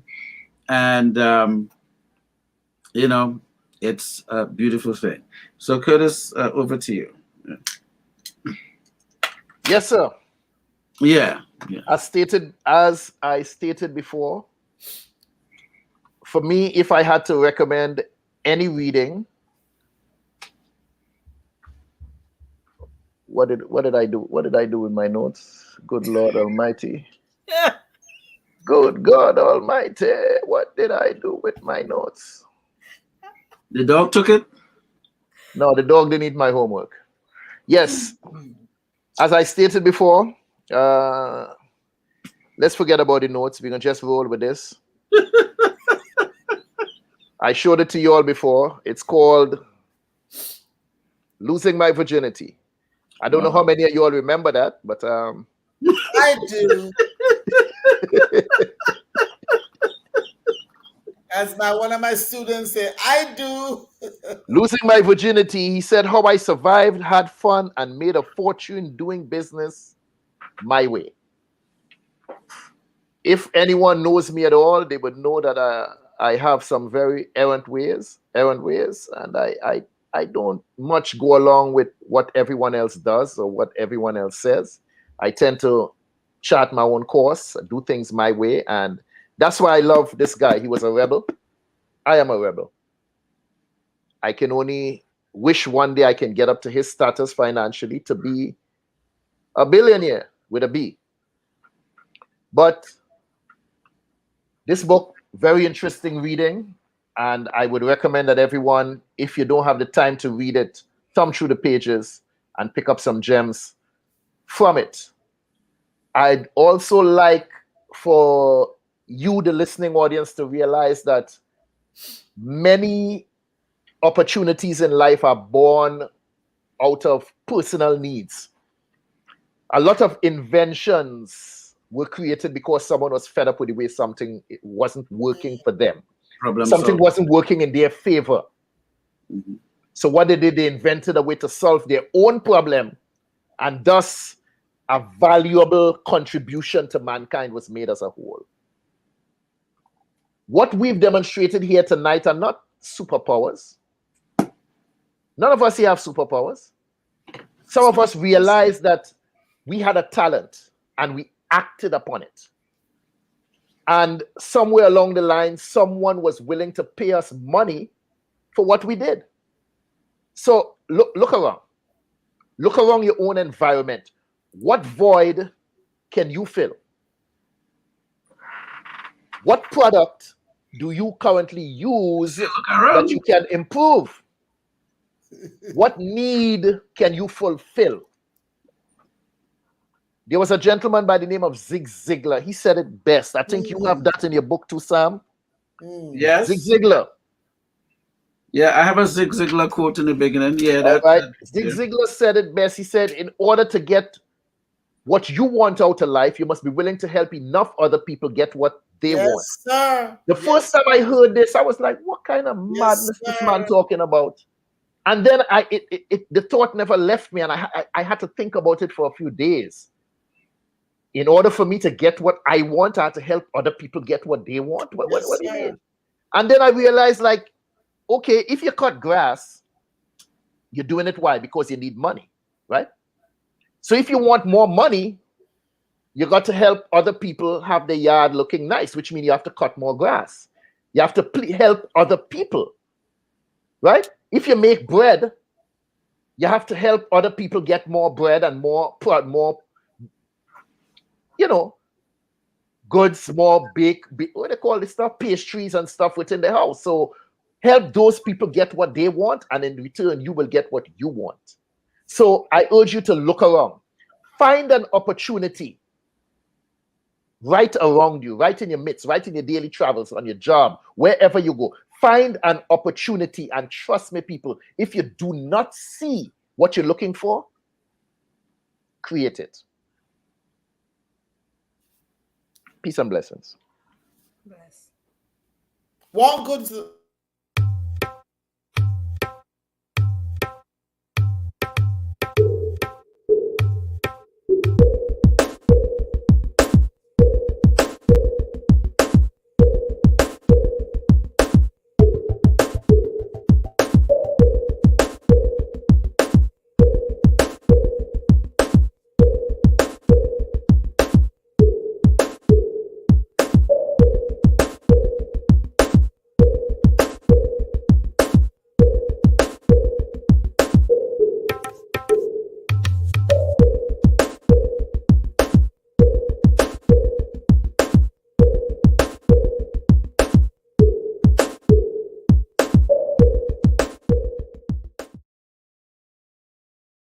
Hi, I'm Dr. Judith Barnes. I'm an author, a playwright, poet. I'm also a broadcaster by training, and I recently found out about 2 years ago that I can paint paintings, which means I paint sceneries, I paint landscape, I paint animals. I have just discovered, and so that I can do this. And so along with all the other gifts and talents that I've been blessed with, I have paintings, and they are on view and for sale on Etsy and also on Facebook.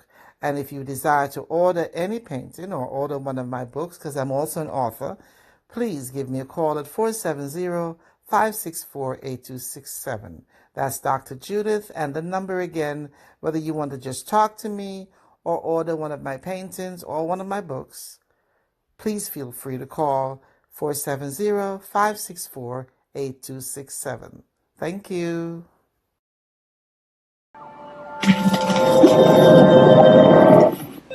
Hello there and welcome. My name is Curtis Henry. Over over the past few weeks, as we were putting the final pieces together to get the show on the road, some people ask, why do you need to showcase Caribbean people? Why Caribbean Chat? And I say, why not? Because we as Caribbean people have worked too hard, come too far, and suffered too long for us to continue taking a backseat. It's time for us to rise up, speak out, and show the world the value and the richness of our culture. So I'm providing a platform to showcase the history and culture of Caribbean people in entertainment, the arts, politics, sports, and economics. We will explore the many profound contributions they have made to society. So we invite you to stay with us as we launch what is to become one of the greatest voices of Caribbean people, for Caribbean people, by Caribbean people. On this platform, Caribbean people of excellence get to tell their story. Our aim is to ensure that your contributions are acknowledged and celebrated. Welcome to Caribbean Chat. So make sure you like us on Facebook, follow us on Instagram, and be sure to hit that subscribe button on YouTube. We are Caribbean Chat.